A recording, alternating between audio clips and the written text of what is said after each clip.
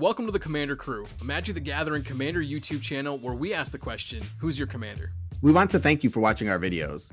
You can help support us by liking this video, subscribing to our channel, and hitting the bell notification icon. You can also go to thecommandercrew.com to check out our t-shirts, masks, pet hoodies, and other Commander Crew goodies. If you want to buy any of the cards seen in this video, be sure to click our TCG Player affiliate link in the show notes below. Lastly, you can help us out by heading to our official Patreon page and becoming a direct supporter of the channel. Now let's get to the video. Oh no. How's it going, everyone? My name is Chris from the Commander Crew, and it's Commander C21 season. In this video, we are going to be upgrading the new pre-constructed decks and tweak them to a higher power level. Though each deck right from the start has an incredible value, with cards and great amazing playthroughs, a quick update can take each to a whole new level. In these upgrades, I will be upgrading with a focus on the primary commander for each deck. For each deck update, we are going to take out 10 cards and replace them with 10 new cards with a budget of around $20. Each pre-constructed deck being so cost-effective, a quick budget of $20 will allow new players to quickly and effectively update the decks to a whole new level. Now let's get the deck's upgrades away with this 10 for 10 swap. In this upgrade, we have Lorehold Legacies, a red and white deck focused on artifacts and recursion. We are no longer calling it Boros, and it will forever be Lorehold. With the motto of Leave No Stone Unturned, this deck brings Mana Rocks to a whole new level of epic. The commander for this deck is Osgir the Reconstructor. He is a 4/4 giant artificer for 2 red-white with vigilance. Pay 1 generic, sacrifice an artifact, and target creature you control gets +2/+0 until end of turn. Or pay X and tap it, exile an artifact with mana value X from your graveyard. Create 2 tokens that are copies of the exiled card. Activate this only as a sorcery. This has everything you need to build an incredible artifact recursion deck all on a single card. He has a cost-effective mana value, a good power and toughness, all the abilities you need to get going all on a single card. He can sacrifice the artifact, bring it back, all from the command zone. With this deck, we're going to focus heavily on the artifact recursion value by ensuring consistent value with creatures and enter the battlefield effects. First, let's talk about the cards we're going to remove. First, we have Layla the Blade Forge. 2 in a red for a 2/2 Spirit Warrior. I feel this is more so kind of like an attack strategy, and I don't really think it's going to fit that over well on the overall deck. Horde Smelter Dragon and Hellkite Igniter. I don't think these dragons basically go at all in this deck. Angel of the Ruins, 5 white for a 5/7 Angel.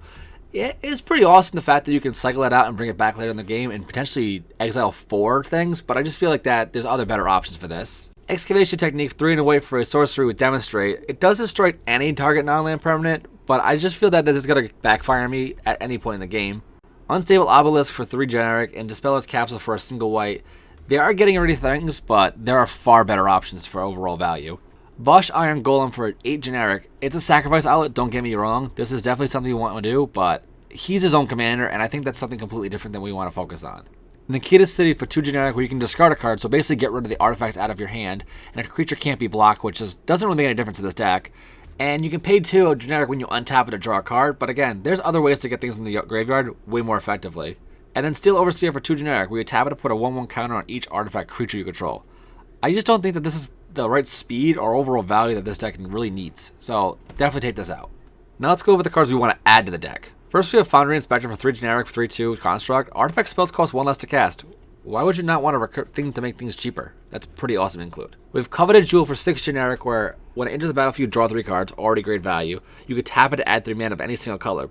Yes, the downside is your opponents will gain control of this, but guess what? If they come after you, just sacrifice this with Osgir. Trash for Treasure for 2 in a red. As additional cost to cast, you sacrifice an artifact, and you return an artifact card from your graveyard to the battlefield. Even if we get rid of an artifact, we're going to bring it back with Osgir, so there's just 2 times the overall value here. Slowbad Goblin Tinkerer, 1 red for a 1/2 Goblin Artificer. Sacrifice an artifact. Done. Free sack outlet. We don't have to worry about anything else. This is basically going to put everything into our graveyard faster than we can think about.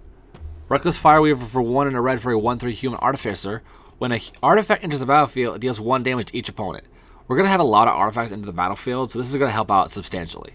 Goblin Engineer, 1 in a red for a 1/2 Goblin Artificer. When it enters the battlefield, you may search your library for an artifact and put it into your graveyard.